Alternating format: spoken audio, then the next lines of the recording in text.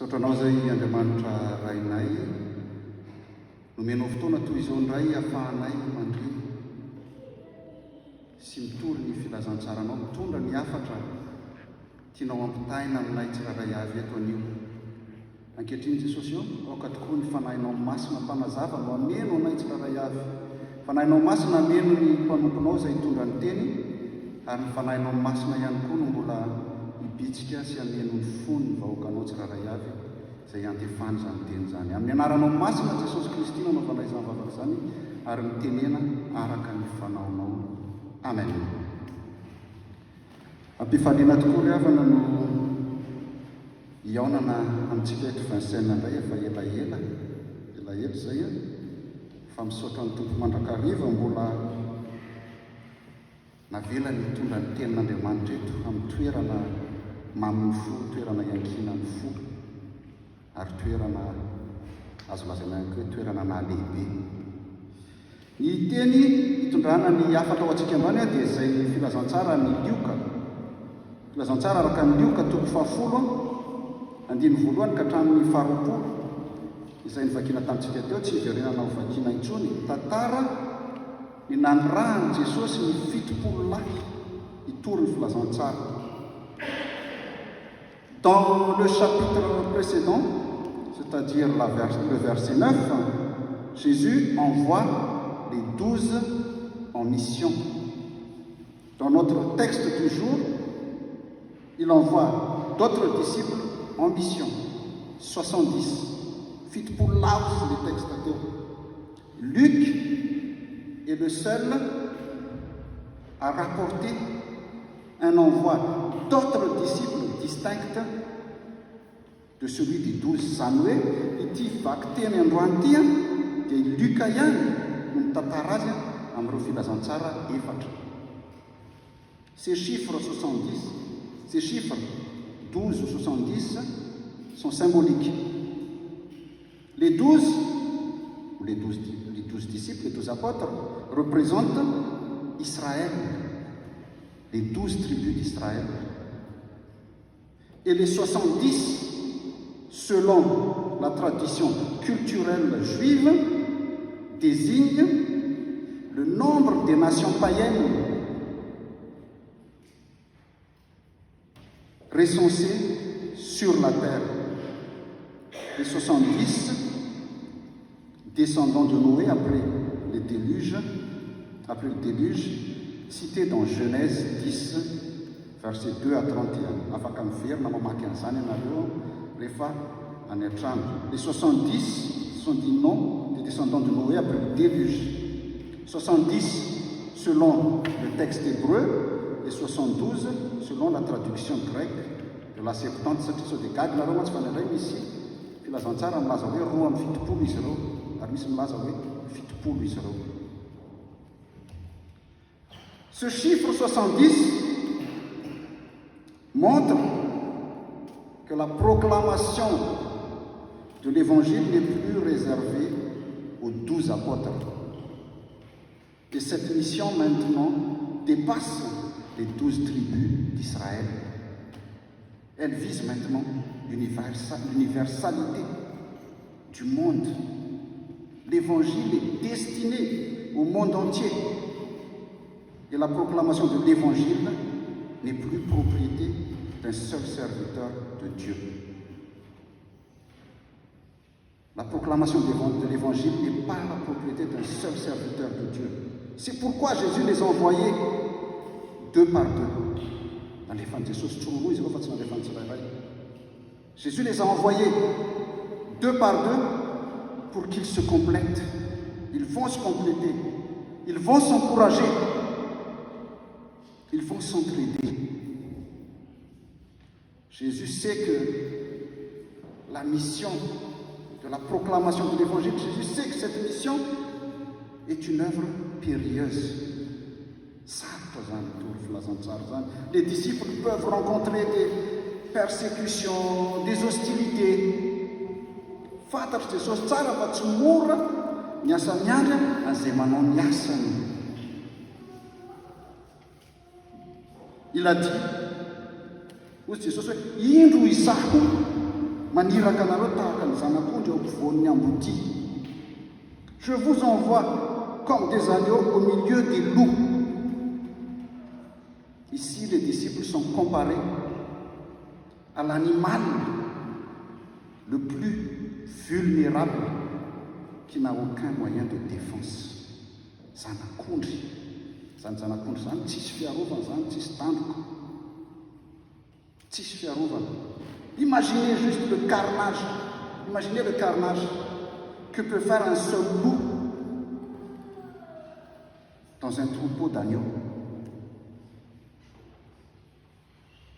Cette image de loup au milieu des troupeaux peut aussi se manifester dans les situations conflictuelles qu'on trouve dans les églises actuelles. Raha misy ambody anankiray fotsiny manalava vangy ao anatin'ny fiangonana dia rava sy potipotika ny fiangonana. Le philosophe Thomas Hobbes a dit Homo homini lupus, qui veut dire l'homme est un loup pour l'homme. Ou plus précisément, l'homme est le pire ennemi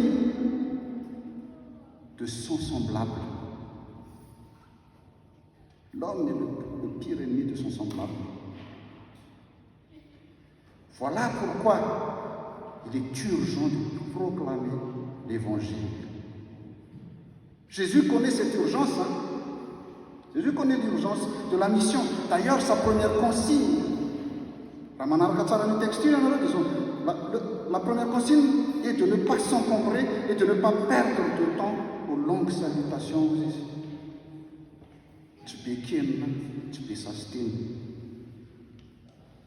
Ici, il ne s'agit pas, quand Jésus dit ça, il ne s'agit pas d'un manque de courtoisie, mais d'éviter tout simplement de se perdre dans des salutations longues et cérémonieuses, comme le veut la coutume orientale. Coutume orientale, nama tsy be resaka. Tsy haiko hoe io ngamba no lovaintsika malagasy.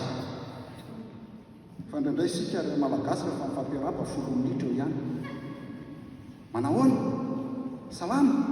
Vaovao? Maresaka? Manahoana dadatoa? Manahoana menitoa? Mialatsiny? 10 minitra tsika eo ihany. Mais ce n'est pas tsy ratsy zany, mais en matière, dans le contexte de la proclamation de l'évangile, il faut aller directement à l'essentiel. Dans le contexte de la proclamation de l'évangile, il faut aller directement à l'essentiel. C'est-à-dire, selon notre texte du jour, annoncer la paix et annoncer le royaume de Dieu. Si quand vous annoncez la paix et vous annoncez le royaume de Dieu, si on ne vous écoute pas, pas de dispute, pas de bagarre. Allez sur les places et secouez les poussières de vos pieds aux estis aussi. Tsy mila miady, tsy mila manao vava, fa mandehana makeo amin'ny lalambe ho Jesosy dia haitsano mivovoka amin'ny kapanao. Haitsano mivovoka amin'ny kapanao izy izy. Secouer la poussière des pieds, ça veut dire quoi? Secouer la poussière des pieds, c'est ce que faisaient les Juifs pieux.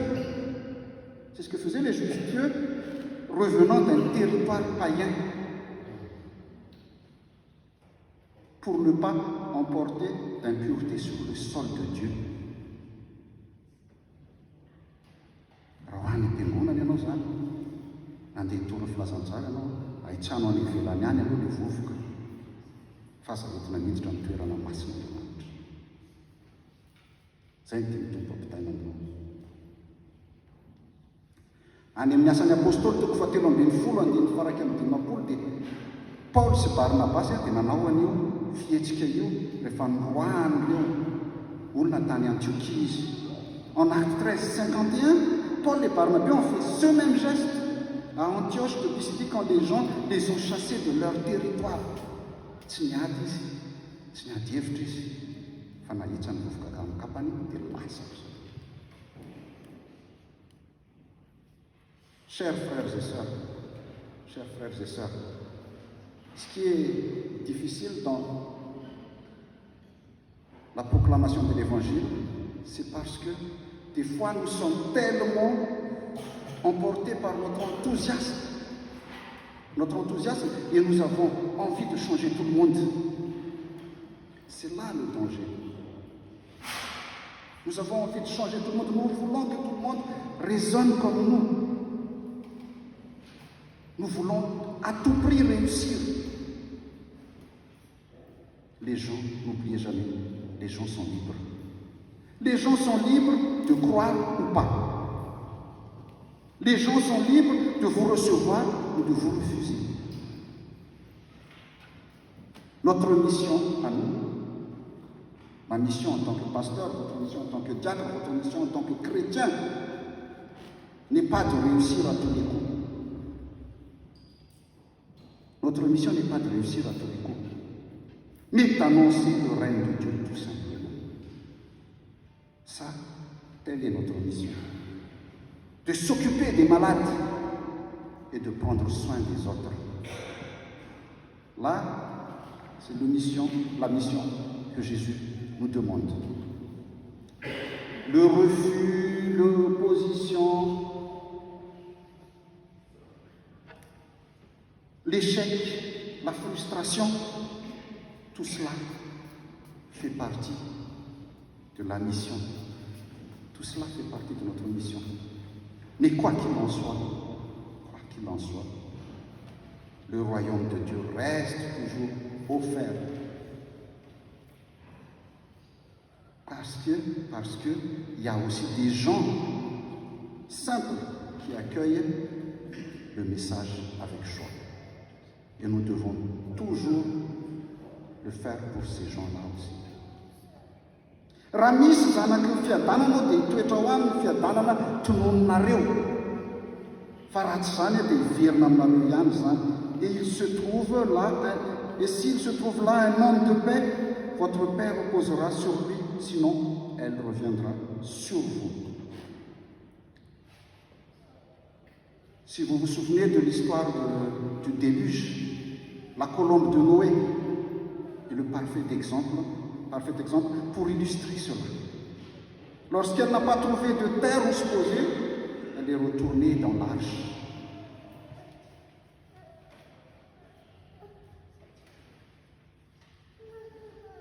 Les disciples sont envoyés sans armes, comme des agneaux au milieu des loups, et ils doivent porter la paix à ceux qu'ils visitent.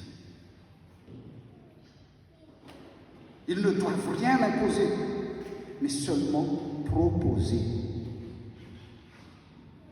Ils ne doivent rien imposer, mais seulement proposer. Toy izany koa isika mpitoro ny filazantsara, toy izany koa isika tokony andraikitra eo amin'ny fiangonana. Nous ne devons rien imposer, mais seulement proposer. Si vous regardez bien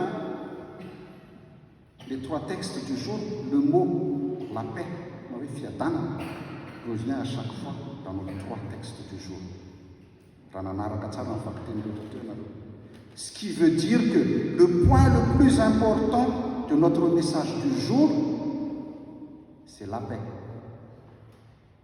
Shalom nos teny hébreu, Eirene ozy ny teny grika, ary fiadanana amin'ny teny malagasy. Zanaky ny fiadanana venao ry havana. Ho feno fiadanana venao raha miala eto? Androany. Andeha amin'ny fiadanana venao? Izara amin'ny fiadanana amin'ny fonao, tsy misy fiatsaram-belatsy amin'ilay manana alahelo aminao venao, na ilay anananao alahelo? Androany. Est-ce que nous proclamons toujours un message de paix à nos contemporains? Chacun connaît sa réponse. D'après nos trois lectures du jour, le royaume de Dieu est justice, paix et joie. Mais quand on regarde bien les communautés chrétiennes actuelles, on aperçoit que des fois, ce n'est pas tout à fait ça. C'est plutôt injustice, dispute, tristesse.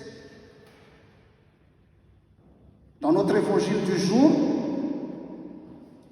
par 2 fois Jésus a dit, le royaume de Dieu s'est approché de vous. Indroby efa akaiky anareo ny fanjakan'Andriamanitra. Zany hoe efa nanakaiky anao ny havana ny fanjakan'Andriamanitra fa ianao ve miditra tao sa tsy? Mbola tsy tafiditra tao ianao. Efa nanakaiky moa izy Jesosy. Fa ianao ve miditra tao sa tsy? Tsy misy billet de sortie ao. Ka hoe voaka sy miditra ny any balina na amin'ny spectacle reny akory. Ici, si vous regardez bien, Luc souligne que les disciples sont joyeux au retour de mission. Fa ianao raha lasa anambavy, petraka amintsika ny fanontaniana, mba ahoana ianao rehefa avy manao ny asan'ny tompo? Faly ve? Tena faly ve? Ary tena faly amin'ny fonony tokoa ve? Ohatran'irety fitopolona reto. Chers frères et sœurs, et je vais m'arrêter là-dessus, le projet de Dieu est un projet de réconciliation et de communion universelle. Un projet où l'amour l'emporte sur le reste. C'est un projet où l'amour l'emporte sur le reste. Nous, dans notre évangile du jour, si vous regardez bien dans notre évangile du jour, lorsque Jésus envoie ses disciples, il ne dit pratiquement rien du message à transmettre. Mais il leur rappelle comment ils doivent se comporter.